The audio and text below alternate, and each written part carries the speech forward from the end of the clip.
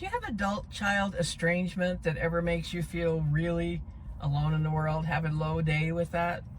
I want to talk about that a little bit today, and you may wonder, where in the world am I? My husband's legally blind, and he has regular appointments with his ophthalmologist. He doesn't drive, and sometimes I just don't feel like sitting in there with him when it's a routine visit. So I'm out here in the Jeep, and I thought, why not spend some time talking to you? So I recently did a video where I talked about estrangement from an adult child, and I have been shocked at the response. Now, the thing is, I never talked about it publicly before at all. It's been like that deep, dark secret of shame. I literally have felt shame over it. There must be something horribly wrong with me that this has happened in our family.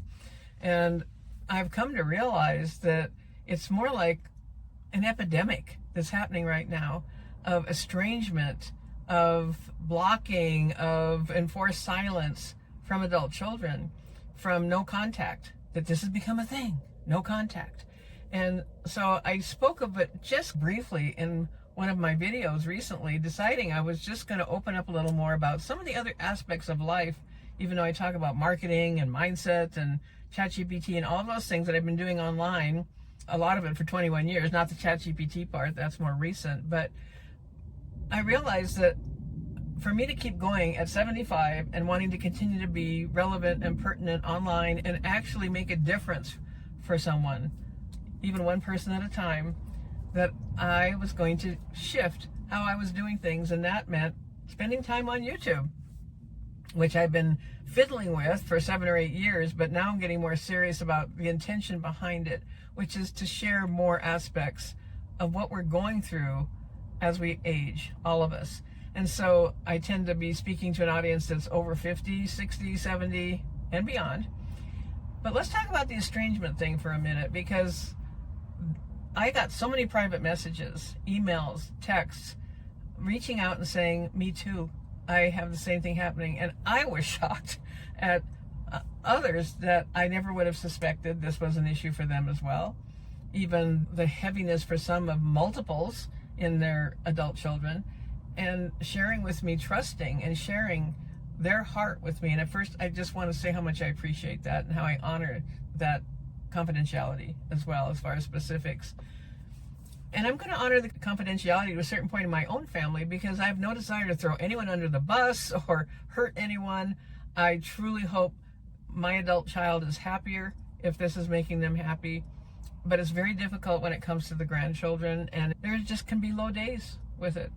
And I don't want this channel to be all heavy and dark and oh my gosh. I'm not looking for a place to commiserate in pain. I want to be able to help any of you that are going through this, if you're going through this, how to cope with it as grandparents. What does it really mean when we have these estrangements? Is there any way to keep connected to our grandchildren, depending on the level of no contact that's being exerted? As I want to tell you a little story about something that helped me actually some years ago, because it's been going on in my life for quite a while. It's not recent. There's been peaks and valleys with it, periods of time where there seemed to be more closeness, and then suddenly it's gone the other way. In our family, it also is estrangement from other family members as well, not just Ron and I. So it's been a very painful disruption and schism in our family, because we have a small family. Dropping my remote here. So I want to tell you a story. I went to an event a few years ago. I used to go to a lot of marketing events, and then it just started getting, I don't really want to do this anymore. And this is the other aspect of this, as we are blooming into what our next chapter in life is, honoring and paying attention to what we truly desire to do, what resonates with us, what feels lighter, what feels fun, what feels energizing, and not just a task, another thing that I have to do. And so that's why I've narrowed my outreach into focusing more on YouTube, my email list, and my community in my school. So I'm going to tell the story obliquely, because one of the aspects of going to this event was that we don't reveal everything about the event, so that others that might decide to experience this type of event in the future don't already know what's coming. So I'm going to just very lightly frame the story. I was at an event that went on for about a week. And there were a lot of really different things about this event. It wasn't a marketing event. It was much more of an internal, personal journey type of event. And it truly was life-changing for me. So many things that I had not realized and that came into view for me. And so there were sometimes little assignments, and there was a lot of silence maintained at this event. We were requested to remain in silence for certain aspects, even though there were a lot of people there. And that also was a very remarkable experience for me. So we had an assignment. We were going on, let's just say, a field trip where we were going to a different location.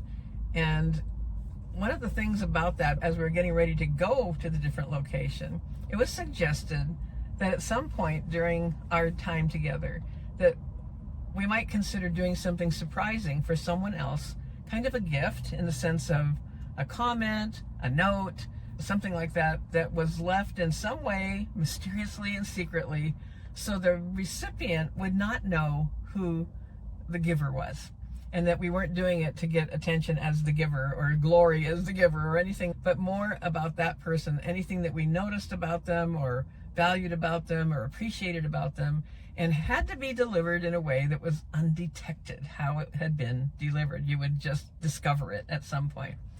And so that was the basic premise. And so we went to this other location. I had left my jacket on my chair while we were preparing for our departure. I left to go to the restroom and come back and then put my jacket on. Unbeknownst to me until later, someone had slipped something into the pocket of my jacket. And so while we were out and about at our field trip, so to speak, we were waiting to kind of regroup for our trip back from our location. And so I was just standing and I put my hand in my pocket and I felt a little square of folded paper. So I took it out and I could detect just the slightest little shimmer of, not a rattle exactly, but a little vibration as the paper had all been folded very carefully into a square, like a little envelope. And so I began unwrapping, peeling back the layers, and there was no note, but what was in it, and I'm wearing it today, was a beautiful necklace. Valuable necklace, little pearls on it, a couple little gemstones, beautiful silver chain, very delicate. And I was blown away, absolutely shocked that this person had seen something in me and chose to gift me something of value of theirs. People had come from all over the world for this. I had a thought about who it might be, even though it was done very surreptitiously. And I was just so incredibly amazed that anyone would give me something like this without any need to be recognized for it or thanked for it or anything. And I put it on immediately and I just kept touching it. I can't believe this. I can't believe that someone gave me this. And of course, also I'm wondering, how did they manage that? When did they do that? And I think it was when I had left the room for a couple minutes. And I continued to wear it. And there were enough of us that we actually had buses to take us back to our location. I sat down towards the back and someone came to join me. And we were also asked to maintain silence on the bus ride. It was a rather lengthy ride. And I just knew in my heart, that this person sitting next to me had been the person who gifted me. They just smiled at me. We didn't speak. And at one point I did just lightly touch the necklace, just acknowledging it. But other than that, we didn't communicate about it at all. This was years ago now. And I just want to tell you, for those that are dealing with the estrangement, for those of you that might ever feel like I'm alone in the world, because even with an audience and clients and all those things, I definitely have had those days. And this necklace has carried me through so many times. And I told myself I'd do this without getting emotional, so that's what I'm going to do. Because I can touch it and say to myself, someone out there loves me. Someone out there loves me. And it has been a source of strength for me. Just that little remembrance. And I don't know if that person, years later now, will ever see this video, but if you do, you know who you are. And I just want you to know how much this has meant to me and continues to mean to me. A few months back, I went for a nail appointment and I had my nails done. We were parked by the nail salon. Ron and I walked over to a grocery store. We're walking in a parking lot, walking back to the Jeep, and I just happened to see on the ground a little shimmer of silver. and my hand flew up and I was like, oh my gosh, it was the necklace. And somehow when I got out, it had fallen off. And it was laying in the parking lot right next to the Jeep. Monetarily, I'm sure it is a valuable necklace. Let's just put it that way. It wasn't inexpensive costume jewelry. And I couldn't believe that it was still there. Because we'd been in the grocery store for maybe half an hour or so. It was daytime, so it was easily visible. And I was just so grateful that it was still there. But I've worn it way less because of that. I need to take it to a jeweler and get the latch fixed because I'm so concerned that I will lose it. But I keep it where I can see it in my bathroom. I have it hanging on a little hook where I can see it every day. And even when it's not on me, it's near me, and I look at it and I remember and I acknowledge it and I feel that gratitude for it. So that's just a little story of something that created meaning for me and that has helped me when I've had those times of feeling like, how could this have happened in our family? And I invite you to look for that moment, that talisman, that belief. Where is your source of comfort? First of all, you're not alone. You are not alone with this. And I have had stunning proof that this is the case just by the messages I've received. And you don't have to go through this alone. And we can choose whether we suffer or whether we move through with grace and acceptance and hope.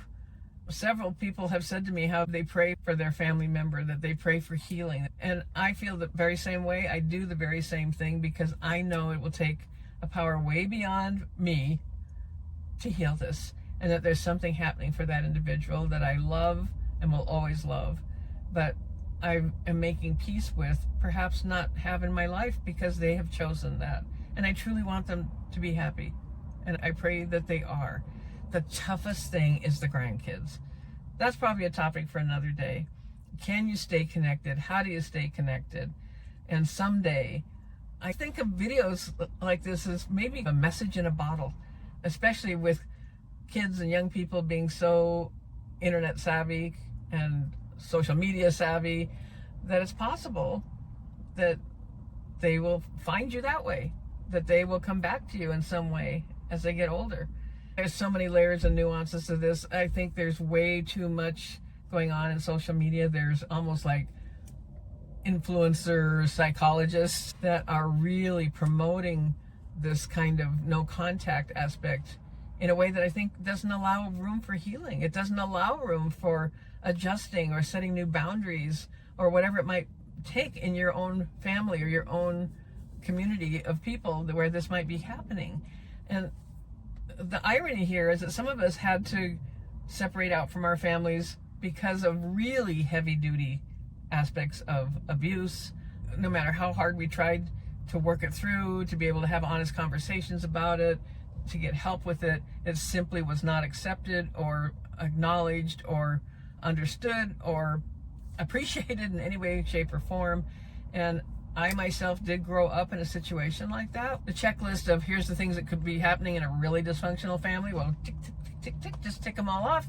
Basically, I was the youngest. I was the last one left at home, and with quite an age gap between each of the children in my original family.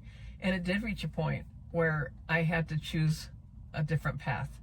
And so sometimes I think, wow, is it karma? Why is this happening? But I also know in my heart of hearts, that level of disruption and dysfunction has not occurred in this family, because that was one of my absolute goals, values, intentions, and commitments, was that it would never be that way in a family I would have.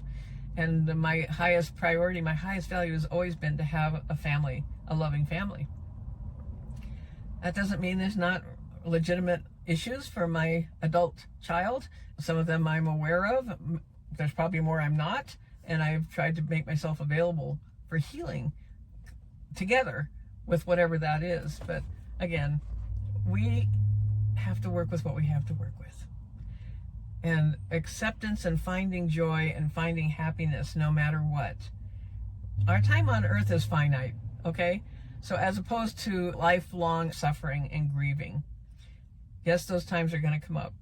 But if we can be aware of them and know our feelings are there for a reason, they're not to be ignored, but our thoughts are not who we are. We are not our thoughts. We are so much more than that. We are spiritual beings experiencing our time on earth. And I do believe there's something way more beyond this. That is my personal belief, that there's a purpose to our time here.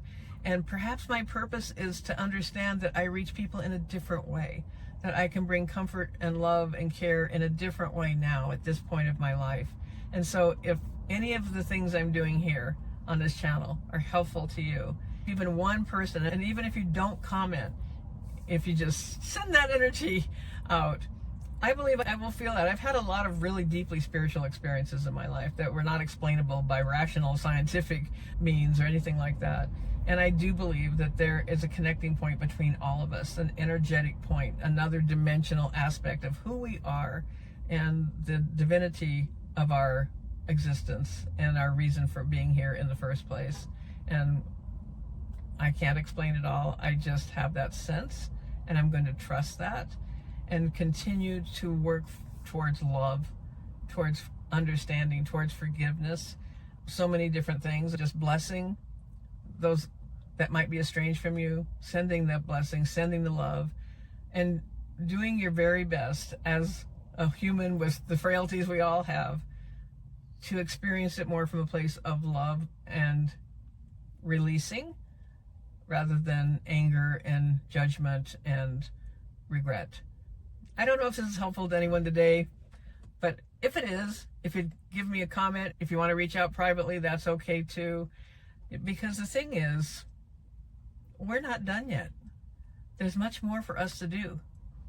And none of us know how long that time is, but we can make a decision to make the very best of it, to follow that spark, whatever that might be for you, that pulls you forward, that says it's time for this for you. There's a chapter unfolding for you. And I'm also here to assist in that process for any that choose that path, as well as a community where we understand each other, where things can be talked about openly, that's safe, that's a haven, that's a sanctuary. And if that's of interest to you, I provide that as well. I have all the details in the comments below. Right now, I just want to say thank you for being here. I know there's probably some noise from the cars in the background because it's a busy street early in the morning here in Tucson, but I thought, why not spend this time with you instead of just sitting here fiddling with my phone while I'm waiting? And I hope that it's been helpful to you, and I hope that you'll let me know if it has been. Don't forget to subscribe. Let's tell YouTube this kind of content is important to us. Real people, real conversation, real talk, real value. That's my goal. Thank you for being here. This is Tina Lorenz, and you know, I will be talking to you again soon. Bye for now.